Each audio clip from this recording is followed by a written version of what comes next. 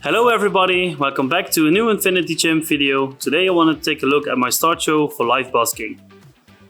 So when programming a busking show, I always find myself going back to the same standard as I always use.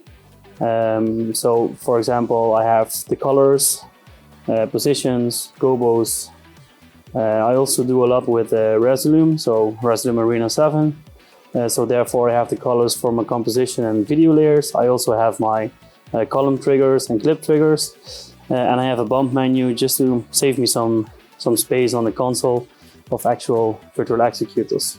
Before we get this fancy magic sheet pool view, we have to start at the basics. The basics will be patching.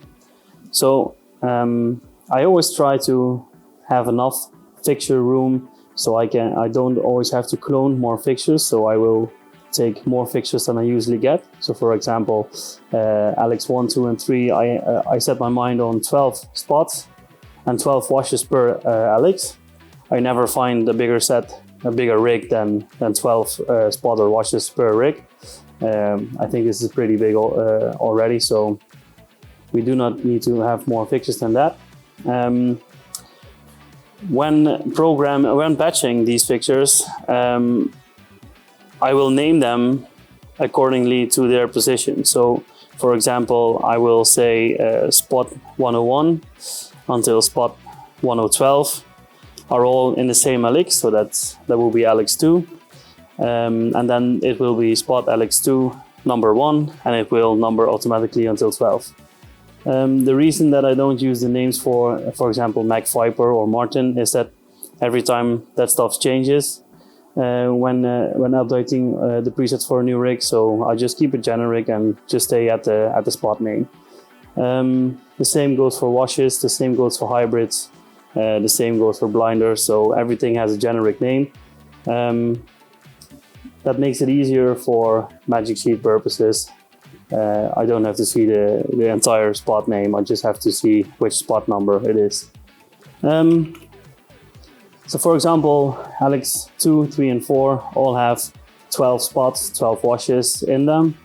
I always kind of use a grid to align my band. So I have the right solo spots at the right place. So for example, downstage left, there are 8 lights. I made a label for the guitar left. I made a label in the center, downstage center for vocals. I made a label downstage right for the guitar on the right side. Same goes for back-in, the bass guitar, another back-in group, the keys, the drums and the percussion, and the synths. So when the rig contains more or less fixtures, I always make sure that at least in each of these columns, one fixture is patched. So in that way, I assure that I always have, and when I press my solo button, there will always be a solo light on the guitarist or the drummer or whatever. The other thing I use labels for is the floor package and the sides, so all the fixture inside booms. Also I have some groups here, so I can select the spots on Alex 2, 3, 4, 5 spots on the side, and I also have that for the washes. So for more generic stuff like hybrids, beams, dimmers, blinders or other stuff, or just simply park ends, I use the second magic sheet window. For example, in this visualizer show design, there is a portman P1, I think, and a P7, I think. I try to mimic the shape of the portman, so making it easier to select only the center cell of the portman. The stage blinders, so the 4 lights or the 8 lights in Alex 1 are just a row containing of 2, so the top and the bottom. That's the same way the 4 lights will turn on.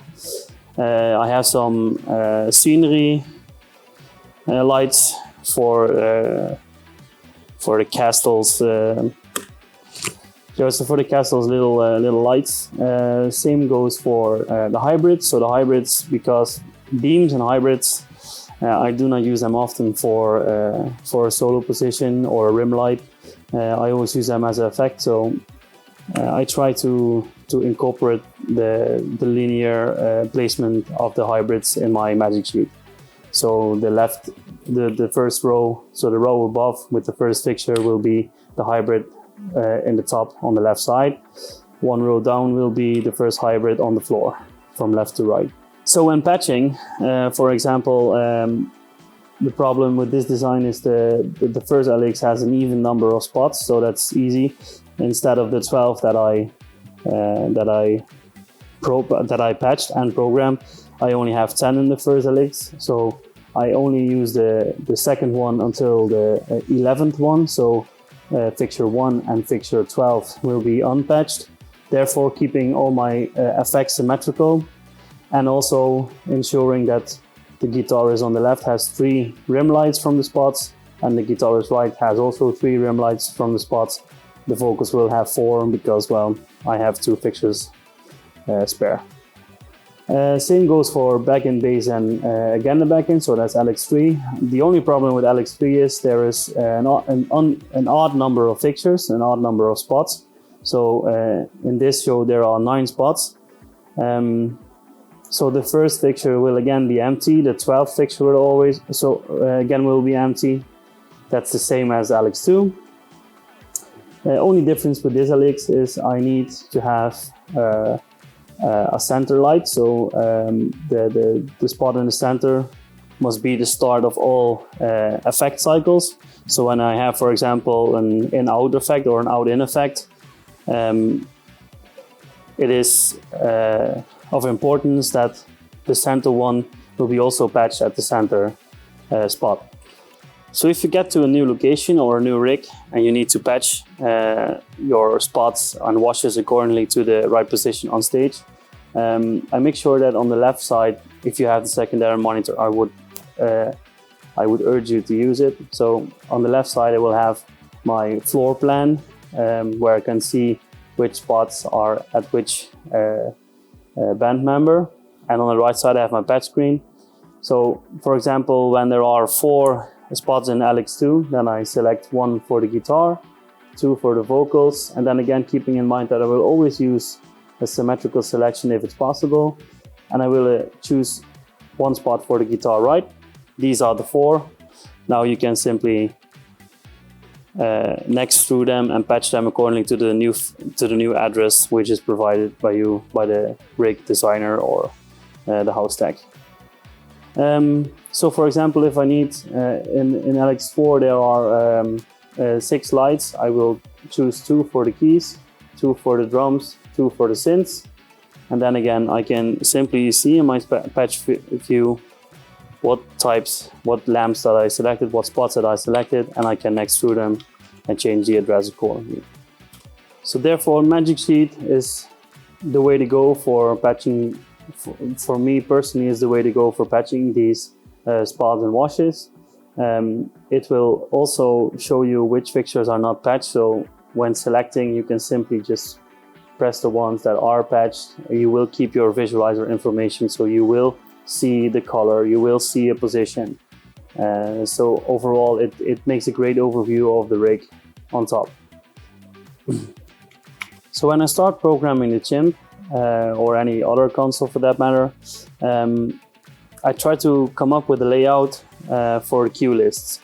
So if the console urges me to use 8 presets in a column in a row, I will try to fill those 8. So that's maybe my OCD. I will try to keep everything within the 8 or within the 16. So for example, when I choose my spots, go to my spots and I press color, I use 16 colors, some of them which I tend never to use, but when I have a guest operator it's nice to have the colors that I don't use. So for example, I will never use yellow, but still it's in my show. My colors are pretty much the tertiaire color system, so white, red, orange, yellow, green, turquoise, cyan, light blue, dark blue, purple, mauve, magenta, lavender, 2 kinds of CTO, so a half CTO and a full, and 1 CTB. The presets, the 16 presets under the base colors are all pastel colors. So the P2 is a pastel color of red. By simply just adding white to the red color, I will use the pastels as an extra accent color. Or when I have a show that's during the day and the sun lights up my stage, I can the saturated colors will lose from the sun output, and the less saturated colors, or the pastel colors, will shine much brighter. So that's a choosing. That's a choice that you have. So back to the cue list, I will always create a layout which goes from left to right. At least on the Chimp I will.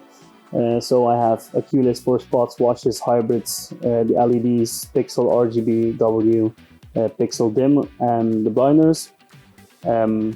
These are all just simply dimmer faders, so all spots 0 to 100 on the dimmer, on the fader.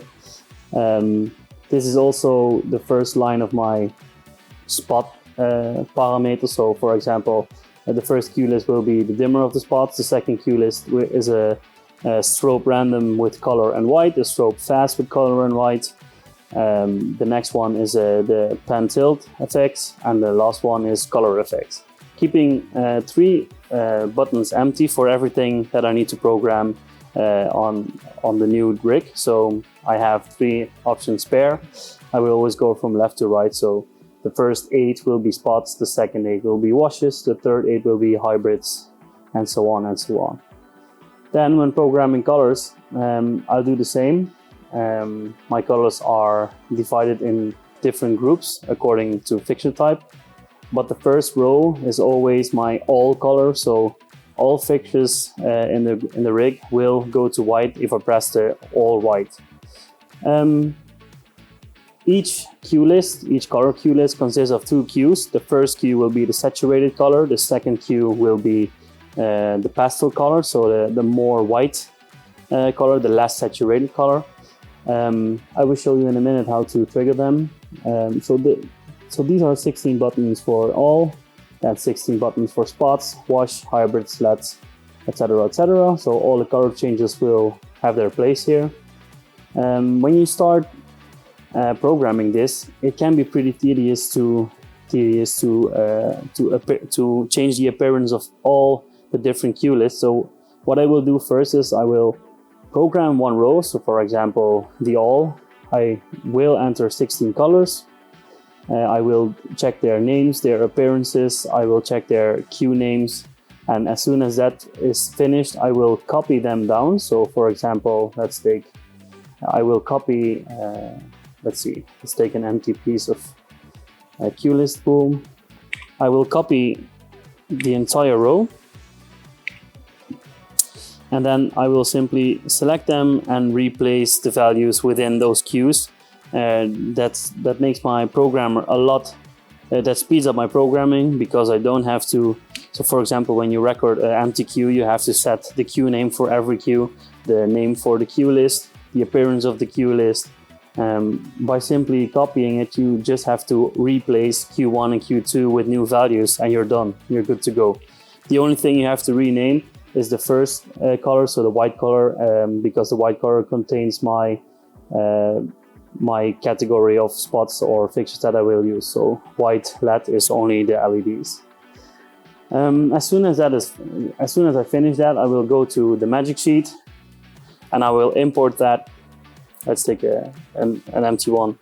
I will go to the pencil, hit add, go to cue list, cue lists. I will scroll down, and then I will, unfortunately by hand, but okay, it's okay, it's just one time. I will select my 16, and then, so the all colors, I will also take the spot colors just to give you a good measure, just for good measure.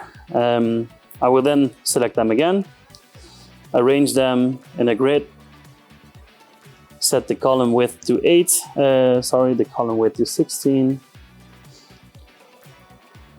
join them together, and the Chimp will snap them together. So as soon as they snap, we're done.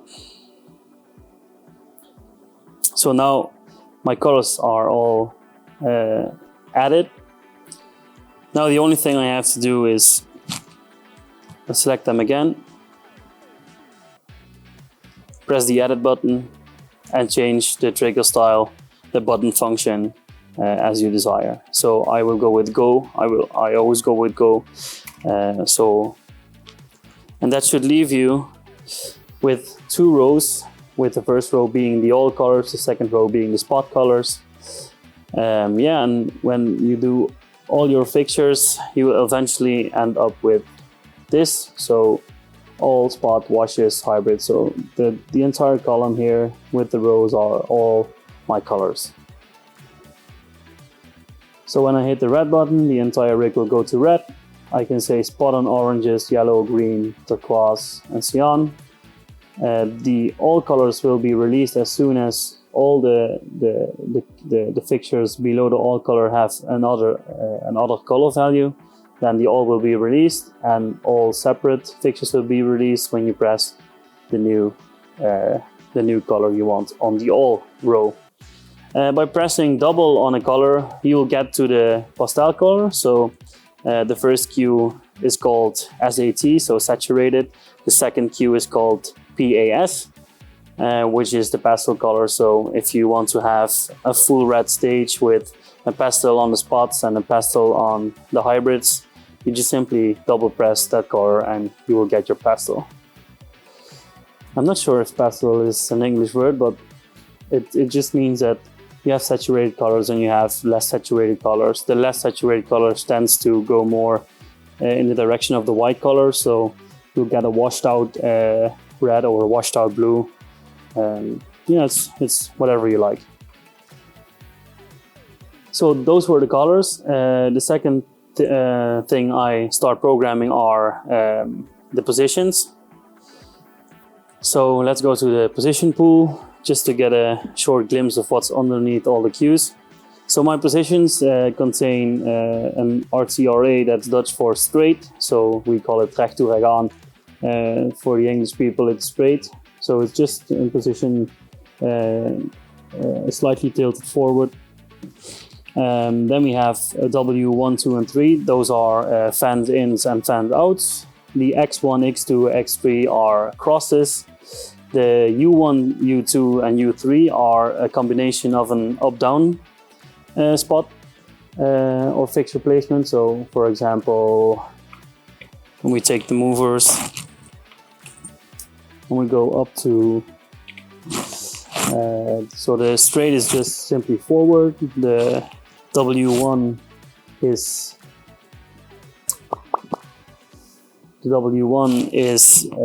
the fan out or the fan in. The X1 are crosses.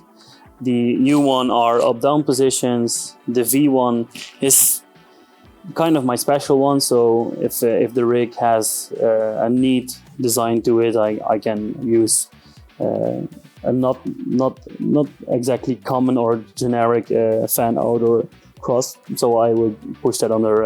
I will store that under the V1. I have an up position, so everything goes up. A blind position, a band position, not for the hybrids, but for spots and washes. Then I have for all the band members, so vocals, guitars, synths, back ends, bass guitar, and drums.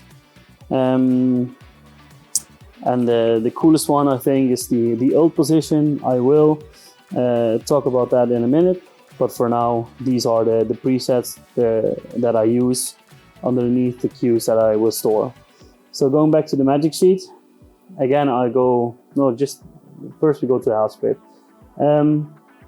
Let's take a look at the cue lists again. So here again, it's all in the width of the 8 cue list. So cue list 417 to 424. Again, I do the all presets. I change appearance. I enter the name correctly, and then I just copy down and change the values by replacing the values and taking the spot, wash, and hybrid and name them accordingly to the fixture type that is underneath there. Going back to the magic sheet, I will add these cue lists, also align them in a grid, and now you can simply press the positions you want. When I have to go to W3, I simply have it set up all wrong. So yeah, it's a fresh show, so bear with me on this. I did set the trigger wrong, so I will change that now.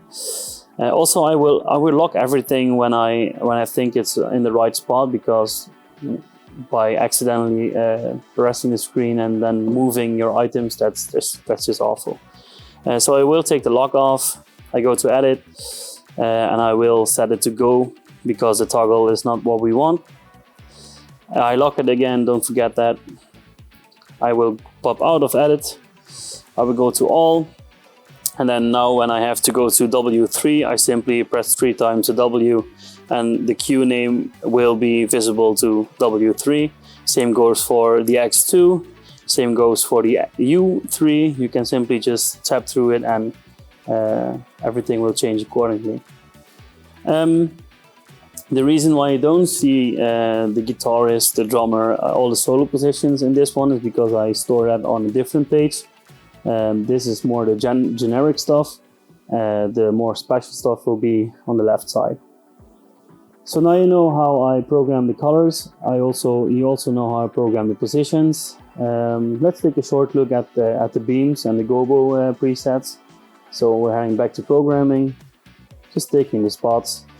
I'm not a big fan of using a lot of gobos, especially not a big fan of naming them the way the gobo looks. So you will never come across a name like spaghetti gobo or pescetti gobo or the stars or circles, because that's more how the user sees it. I'm more of a generic guy. I will call them breakup, fewest light, breakup, more light, and breakup most light, which means if you have a breakup with lots of, so for example a leaf pattern, you will lose a lot of light because there are a lot of metal pieces around the leaves.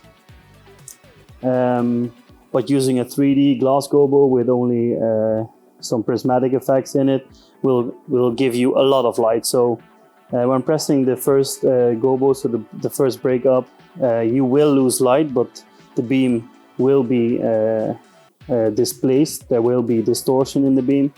Breakup most, there's a little bit distortion but a lot of light. So that's the way how you can choose what you want. And then I have 2 aerial gobos, so gobos which are nice, which are very dynamic, so a lot of black, a lot of places where light does come through. So for example fans or bigger breakup patterns for so a radial gobo from Martin or something like that. So I have 2 of those. So in total I have 5 gobos with only 1, and of course the 6th one is the open one. Then I use 3 different rotation speeds for the gobo. I use the slow one, the fast one, and I'll use a mirror. And the mirror is simply selecting the even part of your set and then inverting. So when everything goes clockwise, every gobo rotation is clockwise, I take the half of my rig and I will counterclockwise the gobo rotation at the same speed, so it gives a more dynamic effect. And that's everything for my gobo section. Also my hybrids will have their gobos also stored under these. The only difference with a hybrid is I do use the breakup method for the hybrids, but the aerials will be beam reducer, so the aerial view with less light will have the most tightest beam reducer, and the aerial most will have the most wide beam reducer. Then again, gobo rotation will be the same. For beams, it's for a generic busking show, I never tend to use the frost or the iris. I always use the zoom and the focus. I try to keep everything on the same gobo wheel. So this will all be gobo wheel 2, if I'm not incorrect. The beam will contain the zoom value and the focus value, and that will be stored in a queue list, which you can cycle through. So this is the no gobo for the spots, the no gobo for the beams or hybrids. These are the gobos. This is the rotation, so initial press will be slow, the second will be fast, the third one will be mirrored. Zoom is narrow, medium, wide. I have a Prisma, slow, fast and mirror, which I haven't programmed yet. The hybrid zoom is, so instead of calling it narrow, medium, wide, it should be named as what it looks like. So when you zoom hybrid narrow, then it becomes the beam. So I call it beam, spot, and prism, because in hybrids you sometimes have two overlaying prismas, and you will have to increase the zoom to get a very large star effect. So I call that prisma. Overall, I tend to use the beams and the hybrids as an effect fixture, using it as ACLs, aircraft lights, or just simply blinders. So I never tend to use the hybrids as a spot. I think that a hybrid can never replace a spot. So therefore, there's the difference between the gobos for spots and the gobos and beam setup for hybrids. So before we continue in my secret busking menu, my secret bump menu, we'll just quickly go over the layout of the faders. So working from left to right, we'll start at the wing. So fader 11 on the wing, so the first fader on the left side, will contain my front light. In this case, it's an intelligent front, so it contains the position, the color, and the dimmer. Also the shapers. When I have to update that, I can simply I've used the old preset for this, so I have the front warm and the front cold, which comes down to a more CTO-like front and a more CTB-like front, and that also is stored in Q1 and Q2, so I can simply press the up and down or the skip buttons or the go and the back button for cycling between the warm and the cold front. The second fader, we will come back to that later, that's an X fader for my solo position. We will talk about that in a second. Working your way down to the right to the main console, we have 3 faders that are just spare. For now, there's nothing on it.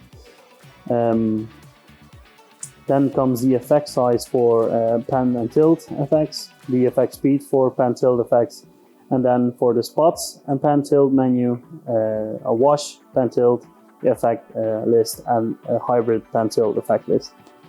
So when pressing edit, just taking a look at the pan tilt effects for the spots, all 3, so hybrid, washes, and spots will have the same base pan tilt effects for usage. So for example, we have a tilt wave, pan wave, and a circle.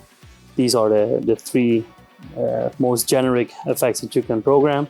Then comes a 3-part tilt wave, a 2-part pan wave, and a 3-part circle, which means that the entire set is offsetted to have 3 groups run the exact same cycle. And then we have a tilt random, pan random, and circle random, which is just everything goes randomly. Everything starts and goes randomly. The spot, the wash, and the hybrid pan tilt queue list will have the exact same tilt wave on the exact same queue number, making it easy by just cycling through the skip forward and skip backward buttons to have the exact same effect trigger every time. Then going to the right, we have an effect size 2. So the pan tilt effects are controlled by the Speed Master 1, so the FX Size Master 1 and the FX Speed Master 1. The color effects will run under the FX Size 2 Master and the FX Speed 2 Master. So again, FX Size 2, FX Speed 2. Then we have the spot color, the wash color effects, and the hybrid color effects. Again, the more generic stuff. So red, green, blue, white, linear wave, 3 parts, and the randoms, just like the pan tilt effects. All 3 lists contain the same cues, so the same names, so therefore making it easy by skipping through it to achieve the same effect of all the 3 fixture groups. Then the more generic stuff. So I have here 5 faders that are spare, not exactly spare because it will contain the layer opacity for layer 3, 2 and 1 of Resolume, and the composition master also from Resolume. So I can run the pixel mapper on Resolume or start video or visuals also with Chimp. On the main console, from left to right, it's simply dimmers, so spot, washes, hybrids, LEDs, pixel RGBW, and the pixel dim. Simply just on and off, nothing fancy, nothing special. Then we have a blind floor group, the blind roof group, and the normal blind group, so everything together. So on the main console there are only dimmers present. Going to the executor buttons on the main console, we'll have a strobe menu, meaning we have the strobe random in white for the spots, the strobe random white for the washes, the strobe random white for the hybrids, and then again for all the 3 groups, the fast in white, the fast, and again a fast, so spot, wash, hybrid. By pressing executor 8, my strobes will all change to color. So the color that you've chosen as a base color. So for example, this is red and yellow. As soon as I press the random strobes now, it will keep the color that is there and just simply turns up the strobe rate for the random one. Same goes for the fast one. Pressing E8 again, so executor 8 again, everything changes to white, and you can now, over your base color, start strobing white. So before this open beta software version, I had to work with a dummy fixture to kind of cheat the console into thinking that the output is not the same as the main cue list. So for example, the base color all will be red. As soon as I press the fast white, all my fixtures will go to the white color, and therefore would release, in the old situation, would release my all cue list with containing the base color of red.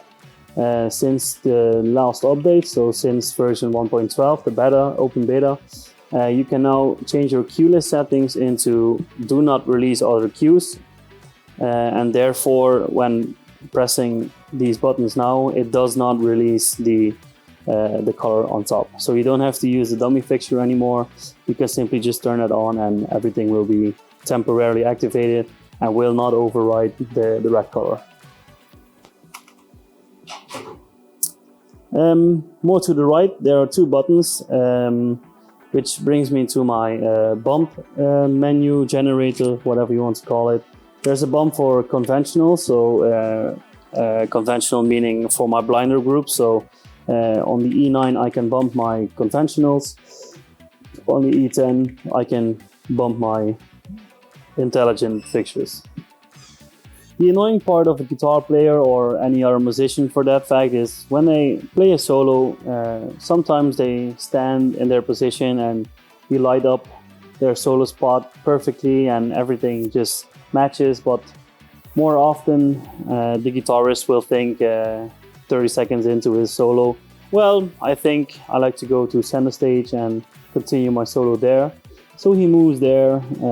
Maybe you have a solo spot at the center stage, so you can quickly turn on that one and turn off the one at the guitar position. But then after 10 seconds he thinks, nah, well, I will go back to my pedal because I need to have more gain or more effect. So then he goes out of center stage, back to his original spot. You have to switch between those repositioning of the guitarist, which is pretty tedious and doesn't look very nice because there will be a white spot there, then there will be a white spot and it will be black in between. I think I found a way around that. So for example, you're busking your show, you know that there's a guitar solo coming.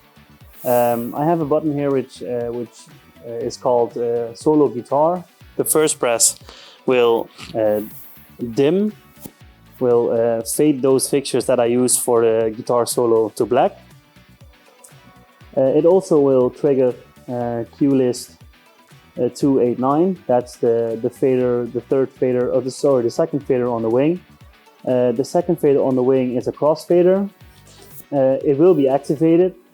On the second press of the solo guitar button, all lights will come up in white and also in the correct position. When the guitarist now tends to move to the right or to the left, you can simply pull down your crossfader, your guitar list position crossfader, and there will be a left-right position. And you can, as soon as the guitarist stops moving, you can simply stop fading the fader, and the lights will keep that position. So now you have a lot more movement, creativity, and space for following the guitarist. It's like a very cheap follow me system, but okay. It's better than having to switch between those lights and those lights every time the guitarist moves. So that's achieved with a crossfader.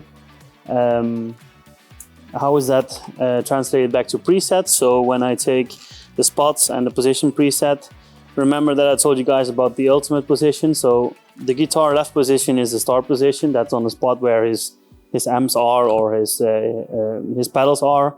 The ultimate position will be the farthest he can walk to center stage. So if he walks off stage, well, of course, then I will not follow it. But if he goes to center stage, there will be an ultimate position, which is pretty enough to use as rim light and doesn't exactly get in the way of the other lightning stuff that is happening. So I will program that in that cue, so in that preset, and that preset will be Q2, so that's where the L and the R stands for, so the left and the right. So when he's on the left side, he will start there. When he walks to the right, he will go to the right, and you fade along. You crossfade into the right cue, making sure that he always has a light on him. Then the third press on the guitar solo position of the cue will deactivate those fixtures again, so fade them to black. The cue list is released and your fixtures are returned to the base color and the position, and will continue to show with the rest of the rig. Okay, so the last thing I want to show you guys is my bump menu, my bump picker. I will not go very far into detail with this. I can, however, tell you that it's completely achieved with the right commands. So releasing, triggering, and using the commands to start and stop Speedmasters, so chase Speedmasters, not the FX ones. First of all, executor button 9 and 10 are two manual bump buttons. They contain the command, let's see, master speed to manual go. So master speed to all my blinders, all my conventional lightning will be linked to master speed 2, chase speed 2. All my intelligent fixtures, so color changers, pan tilt movers or whatever, will be linked to speed 1. So the second button with the bump intelligent fixtures will have the command to manually bump or manually go speed 1. So making it easier for me to use neither the chase function or manually bump. I love to manually bump stuff because auto chase, well, you have to correct the BPM. So for going to the toilet, that is okay. But when live busking, I tend to use my own hand and do the manual busking, do the manual bumping, put in the labor. I have 6 bumps that I can choose of. So for 6 parameters, we have dimmer bump, position, white, strobe, zoom, and gobo rotation to fast. And all the parameters have 3 different bumps. So I have a 1v2, a 2v2, so that's just odd even, a 1v3, a 1v4, so that's a 3-step chase and a 4-step chase, and they're all the same for all my fixtures. So for example, pressing the dim 1v2 and then activating the speed will just bump my entire rig odd even on the dimmer. Adding the position will bump the position to the opposition, also 1v2. Adding the white Adding white will turn the color into white. So releasing the dimmer will show you that white is only selected now. Same goes for the 1v4, so the 4 part. Same goes for strobing.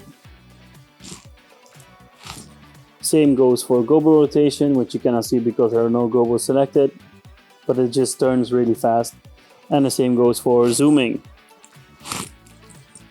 When I want to trigger all of these at the same time, I just simply press the all 1v2, and the all 1v2 will start the dimmer, white, zoom, position, strobe, and gobo rotation at the same step, and will bump them accordingly. So turning off the auto bump and pressing the manual bump gives me the accessibility to bump my entire rig.